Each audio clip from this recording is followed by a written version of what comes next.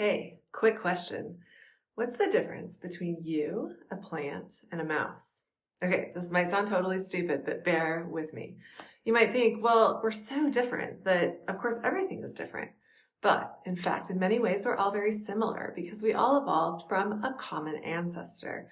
We're all made of the same stuff. For example, the same types of atoms, mainly carbon, hydrogen, nitrogen, and oxygen. We're made of the same biomolecules, proteins, nucleic acids, carbohydrates, and lipids. We're all made up of cells. We all have a metabolism that is catalyzed by enzymes. We all need to make ATP as our energy molecule in order to survive. And we all make proteins using ribosomes by translating the message of a molecule of messenger RNA, which was copied from a gene, which is a segment of DNA, because we all have a DNA-based genome.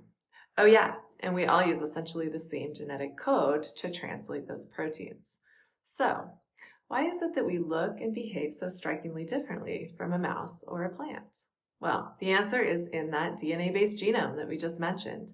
Although we share a lot of genetic information with other organisms, depending on how you count it, maybe about 85% with the mouse and about 50 or 60% with the plant, many genes vary from organism to organism. And that's what gives us these strikingly different traits. Physical characteristics, biochemical characteristics, even behavioral characteristics. Of course, you've heard about DNA. It's almost become a synonym for fundamental traits and differences between organisms and between people. Maybe you've heard about DNA evidence being used in court to convict or acquit suspects, or perhaps paternity testing. Maybe you even sent your own DNA to one of the companies that will analyze it and tell you about your ancestry or perhaps your propensity to develop certain diseases or conditions. Maybe you even know about DNA sequencing, technology that allows us to read the information contained in DNA molecules. But what is it about DNA that gives us such wildly different traits? Well, let's remember what DNA does. It is an information molecule, and it stores all of the information to make an organism. More specifically, and most importantly, it stores all of the information to make proteins. And proteins are what give us these physical, biochemical, and even behavioral traits. Hopefully you recall the flow of information that takes place in cells. We call this the central dogma of molecular biology, and you've seen it before. Information is stored in DNA. The cell makes a copy of a segment of DNA called a gene. A gene is a segment of DNA that codes for a functional molecule. We most often think of this as being a protein, but sometimes it's a non-coding RNA, meaning an RNA molecule that has its own function and isn't going to be used to produce a protein. This would include molecules like transfer RNA, tRNA, ribosomal RNA, and microRNA. But messenger RNA has the specific function of taking information from a gene and delivering it to a ribosome, where it can be translated into a polypeptide, and the polypeptide can then be folded to make a functional protein, or perhaps a subunit of a functional protein if the protein has a quaternary structure. Let's add a couple of details to this diagram. First of all, we're going to add this arrow, DNA back to DNA.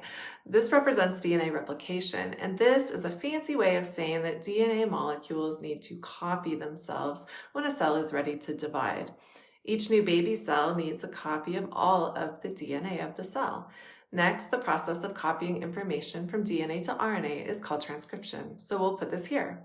And finally, the process of making a polypeptide/protein from the messenger RNA is called translation. So let's add the word translation to our diagram. Okay, so we have two T words, confusing, but don't worry. Let's think about how to keep them straight. We'll start with remembering what kind of biomolecules these are. DNA is a nucleic acid, which means that it is a polymer, which is made out of nucleotides, and those are the monomers. RNA is also a nucleic acid, once again, meaning that it's a polymer made up of nucleotides. Proteins, however, are, well, proteins, and they're polymers of amino acids. So those words, transcription and translation, when we copy information from DNA to RNA, we are transcribing. We are copying information in the same language, which is the language of nucleotides. Just like if you're copying down what I'm saying right now in English, you are transcribing it, okay? You're making a copy in the same language, but in a different format. But if you're writing in a different language, then you are translating it. And that's what the ribosome is doing when it takes a molecule of RNA and uses the information to make a polypeptide. It is translating from the language of nucleotides into the language of amino acids. And guess what? We're going to learn to read that language really soon. But for now, let's go back to our relatives. We look different from other organisms on Earth because of which genes we're expressing. Different genes means different proteins, which means different traits.